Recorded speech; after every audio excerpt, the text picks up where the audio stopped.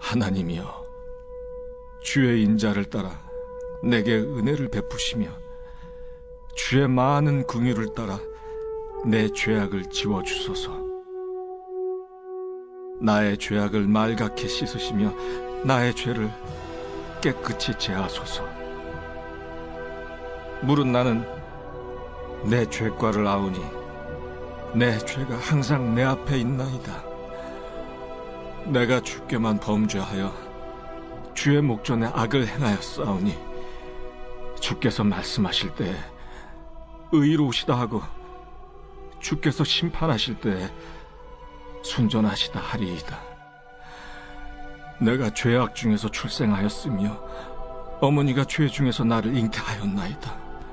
보소서, 주께서는 중심이 진실함을 원하시오니 내게 지혜를 은밀히 가르치시리이다.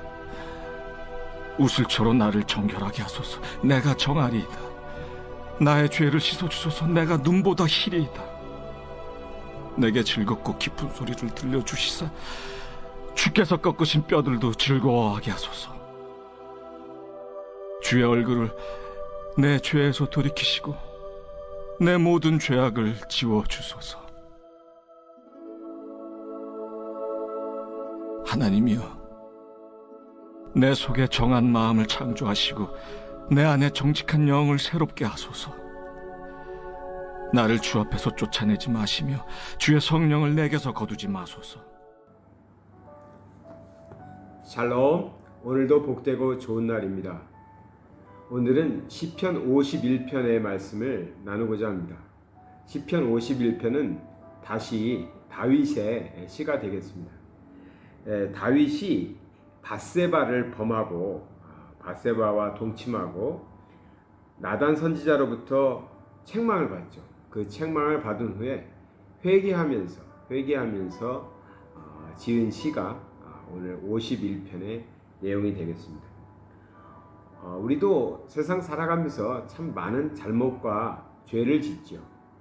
죄 안 짓고 사는 사람이 어디 있겠습니까?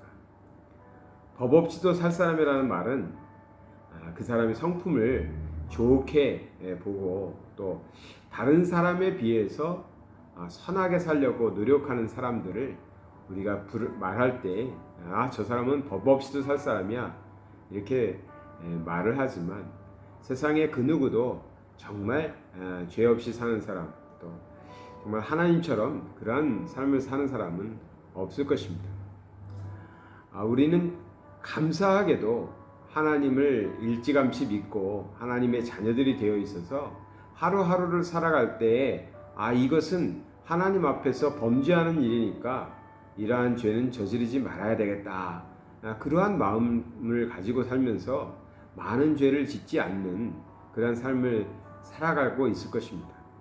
그렇다 할지라도 정말 우리가 정말 깨끗한 사람인가?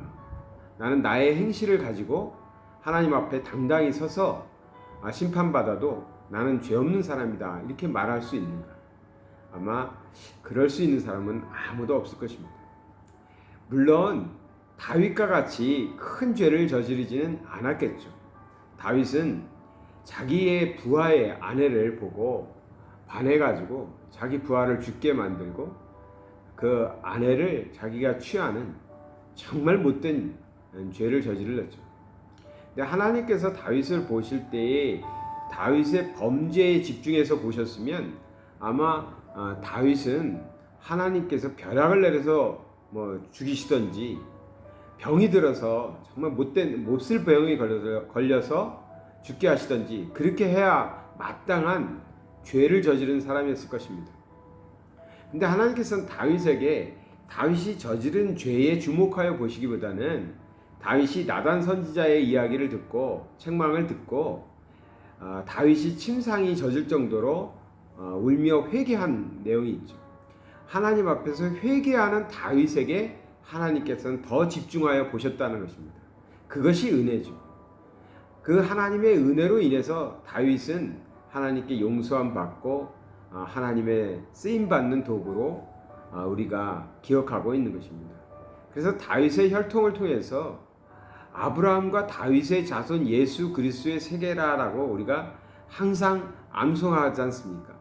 그 이름이 예수 그리스도의 조상으로, 예수 그리스도가 이 땅에 오게 하는 그 역할에 굉장히 중요한 부분을 차지하는 사람으로 다윗을 우리는 기억하고 있다는 것이죠. 왜? 하나님은 다윗이 저지른 범죄보다는 다윗이 범죄 후에 회개하고 하나님 앞에 회개하는 그 모습에 더 하나님은 주목하여 보셨다는 것입니다. 여기 7절에 보면 우슬초라는 것이 나옵니다. 우슬초로 나를 정결하게 하소서. 내가 정하리이다. 나의 죄를 씻어주소서. 내가 눈보다 희리이다. 이랬습니다.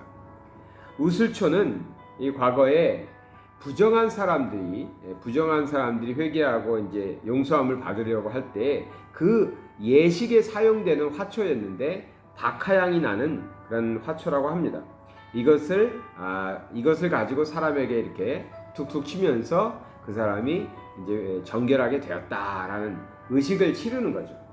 그래서 이 우슬초는 결국은 그리스도의 대속의 피를 상징한다고 주석은 하고 있습니다. 예수 그리스도를 통해서 우리가 어떠한 죄를 저질렀든 어떠한 죄를 가지고 있든 예수 그리스도의 피가 우리를 깨끗게 하시고 우리를 정결케 하신다는 것입니다. 그래서 다윗이 고백하기를 우슬초로 나를 정결하게 하소서, 이 말은 오늘 우리들에게는 예수 그리스도의 대속을 통해서 나를 용서하여 주시옵소서, 내 죄를 깨끗이 씻어 주시옵소서라고 기도하는 것과 마찬가지인 것이죠. 다윗은 이렇게 자기의 죄에 대해서, 자신이 저지른 죄에 대해서 철저하게 회개한 사람이었습니다. 저는 어렸을 때 그런 생각을 했어요. 기독교인들은 참 얄미운 사람들이다. 죄 짓고 회개하고 죄 짓고 회개하고 어떻게 저렇게 맨날 죄를 지으면서 교회 와서 하나님께 기도하면서 눈물을 흘리면서 자기 죄를 고백하고 용서해달라고 그러고, 그리고 이제 용서함 받았다고 그러고, 그 다음에 또 세상에 나가서는 또 죄를 저지르고, 그 모습들을 좀 어렸을 때 보면서 이건 좀 기독교인들이 얌체 같다. 계속 저렇게 죄를 지으면서 하나님한테 용서를 구하다니. 근데 지금 자라서 제가 신앙생활을 저도 하면서 또 제가 이렇게 신앙들과 함께 신앙생활 하는 모습을 보면서 신앙이 자라나는 과정을 보니까요. 우리가 그렇습니다. 세상 사는 사람이 정말 성인군자처럼 얼마나 살겠어요. 자꾸 그러지 말아야지 하면서도 죄를 짓고 하나님의 뜻을 거스르는 일들을 합니다. 그런데도요, 진정한 회개를 하면 하나님은 용서하시죠. 그리고 또 죄를 짓는 사람들도 있어요. 많은 사람들이 또 그래요. 그런데 그것이 점점 다르긴 합니다. 진정한 회개를 했을 때는. 진정한 회개를 한 사람은 그 다음에 또 실수할 수는 있지만 예전과 같이 그러진 않습니다. 그래서 죄짓고 회개하는 삶을 반복한다 할지라도 이 진정한 회개를 하는 사람들은 점점 예수 그리스도를 닮아가는 거죠. 그것이 다른 겁니다. 그래서 우리는 우리가 죄를 짓고 잘못을 하고 하나님의 뜻을 거스리고 이런 범죄함이 있을 때 그 죄에 사로잡혀 있으면 안 됩니다. 가끔 어떤 분들은 아주 위험한 고백을 하십니다. 크리스찬들인데 우리 성도님들은 그런 고백은 절대 하시지 마시기 바랍니다. 뭐냐면요, 어떠한 어려움을 겪게 되었을 때, 어떠한 힘든 일이 생겼을 때, 뭐가 일이 잘 안 됐을 때, 사업이 안 될 때, 무슨 큰 병에 걸렸을 때, 하나님이 내가 뭘 잘못하니까 하나님이 내게 벌을 주셨다. 하나님이 내게 벌을 주셨다. 그래서 내가 지금 벌 받는 거다. 이런 식의 고백은 좋은 것이 아닙니다. 왜냐면요, 결론부터 말씀드리면 우리는 예수 그리스도의 대속을 통해서 죄 용서함을 받은, 죄 씻음을 받은 사람들입니다. 우리는 예수 그리스도를 영접함으로 죄 씻음을 받았어요. 그건 내가 과거에 진 죄든 지금 짓는 죄든 미래에 짓는 죄든 관계없이 죄 씻음은 이미 받았어요. 그래서 우리가 죄 짓는 것 때문에 벌 받는 일은 없습니다. 그러면 우리 삶 속에서 잘 안 되는 일을 가지고 내가 지금 어떠한 잘못을 했더니 벌 받는 거다. 이렇게 생각하시면 안 돼요. 또 그렇게 말해도 안 돼요. 다른 사람들에게 당신이 이렇게 하니까, 당신이 교회를 안 나가니까, 당신이 주일 성수 안 하니까, 당신이 11조 생활 안 하니까 하나님이 벌 주셨다. 이런 식의 표현도 굉장히 위험한 얘기고 또 맞지 않는 얘기일 수 있습니다. 하나님이 언제 그렇게 하신다는 게 없잖아요. 우리가 구약적인 사고에서 좀 벗어날 필요가 있어요. 뭐냐면 우리는 예수 그리스도를 통해서 구원받은 사람들이거든요. 그렇기 때문에 구원받은 자답게 내가 구원받아 놓고선 예수님을 때문에 예수님 통해서 내가 죄 씻음을 받은 이렇게 사람인데 하나님의 자녀가 됐는데 또 이렇게 내가 실수했네, 또 잘못했네, 내가 또 세상 욕심에 이끌렸네, 그렇게 그런 마음에서 회개하고 좀 더 예수에게로 다가가고 예수님 성품을 닮아가는 것은 귀중한 일이지만 자꾸만 내가 죄 지니까 벌 받는 것처럼 그렇게 말하는 건 옳지 않습니다. 그래서 우리는 죄에 눌려 있거나 죄에 사로잡혀 있거나 죄의 형벌에 갇혀 있는 사람처럼 생각하시면 안 됩니다. 우리에게 어려운 일들은요, 어려운 일들이 우리에게 생긴 건 어떠한 이유들이 있습니다. 내가 선택을 잘못했던, 내가 판단을 잘못했던, 하나님의 뜻을 따라서 움직이지 않아가지고 어려움을 겪게 됐던, 근데 그것이 하나님의 진노나 징벌이라고 말하면 안 된다는 것이죠. 다윗의 죄는요, 얼마나 큰 죄였어요. 바세바를 취하기 위해서 한 죄가 얼마나 큽니까? 그런데 다윗은 지금 자기의 죄를 철저하게 회개합니다. 그리고 배짱 좋게 이렇게 말하는 거예요. 9절을 보겠습니다. 주의 얼굴을 내 죄에서 돌이키시고 내 모든 죄악을 지워주소서.